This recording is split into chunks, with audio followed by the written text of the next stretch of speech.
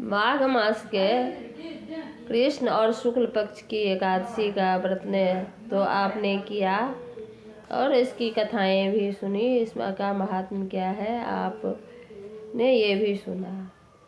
अब मैं फाल्गुन मास के कृष्ण पक्ष की एकादशी का नाम क्या है तथा ये व्रत कब है और कैसे करने चाहिए और इसका नाम क्या है, इसकी पारण विधि क्या है, इसकी कथा क्या है, ये एकादशी कौन से भगवान को समर्पित है, तो मैं आज आप लोगों को बताऊं।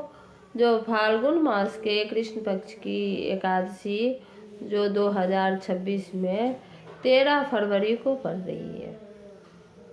13 फरवरी को कृष्ण पक्षी की एकादशी पड़ रही है और 14 नहीं 15 फरवरी को महाशिवरात्रि व्रत रखा जाएगा। एकादशी व्रत 13 फरवरी को रखा जाएगा। फाल्गुन मास के कृष्ण पक्ष की एकादशी का नाम विजया एकादशी है। ये समर्पित है। नाम के अनुसार इसके अर्थ भी हैं। विजया एकादशी सबको विजय देने वाली एकादशी होती है, दिलाने वाली एकादशी है। इस दिन नारायण भगवान की पूजा होती है, विष्णु भगवान की पूजा होती है। ये व्रत करने की विधि, एकादशी व्रत करने की विधि मैं आपको बताती हूँ। एकादशी व्रत करने वाले व्रती को चाहिए जो 10वीं तिथि को स्वच्छ स्नान करके ब्रह्मचर्य का पालन करे। प्याज, लहसुन, मसूर की दाल, चने की दाल, साग, बैगन आदि का सेवन न करे। फिर एकादशी तिथि को सुबह उठ करके स्नानादि करके स्वच्छ वस्त्र पहन करके भगवान विष्णु की धूप, दीप, नैवेद्य, पीला फूल से आप पूजन कर सकते हैं। करके के एकादशी के व्रत में केला का प्रसाद चढ़ाना चाहिए और तुलसी दल अवश्य चढ़ाए। परंतु एकादशी दिन तुलसी ना तोड़ें।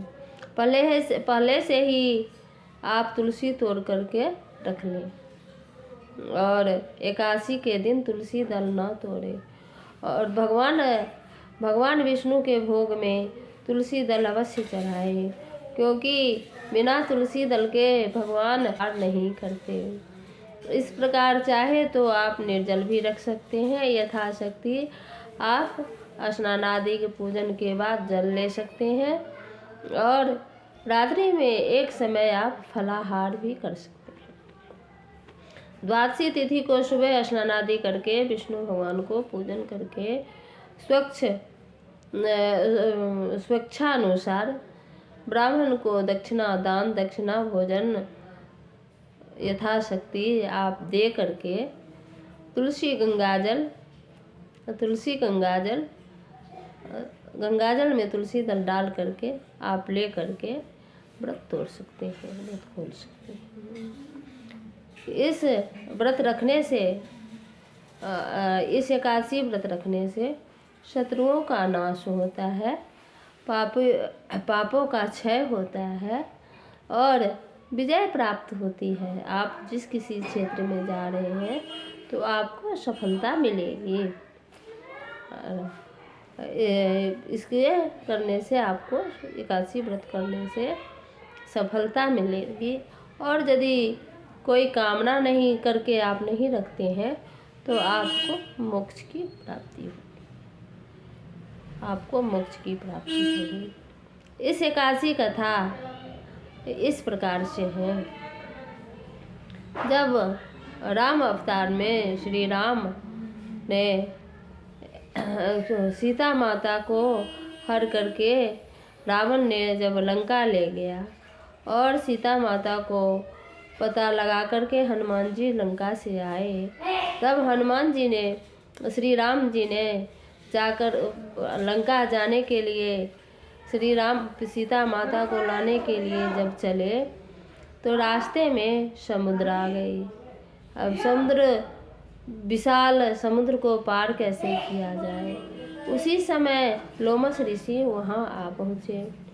फिर उन्होंने प्रभु श्री राम को एकादशी व्रत का उपदेश दिया और फाल्गुन मास के कृष्ण पक्ष की एकादशी का उपदेश दिया। फिर प्रभु श्री राम, लक्ष्मण, हनुमान जी और वानर सेना सहित प्रभु श्री राम ने निर्जल एकादशी का, फाल्गुन मास के कृष्ण पक्ष की विजया एकादशी का निर्जल व्रत रखा और उसी व्रत के प्रभाव से समुद्र देव प्रसन्न हुए और उनको मार्ग मिला। फिर उन्होंने लंका पे चढ़ाई करके विजय प्राप्त की और सीता माता को वहाँ से ले आए। तो जो एकादशी व्रत रखता है, विजया एकादशी व्रत रखता है, जैसे प्रभु श्री राम ने रावण पे विजय पाया था, तो इसी तरह जो मनुष्य ये एकादशी का व्रत पाता है, करता है, उसे सभी कार्यों में सफलता मिलती है और विजय प्राप्त होती है, मनोकामना पूर्ण होती है, पापों का क्षय होता है, रोगों का नाश होता है। अंत में नारायण प्रसन्न होकर के विष्णु का सायुज्य प्राप्त होता है। राधे राधे।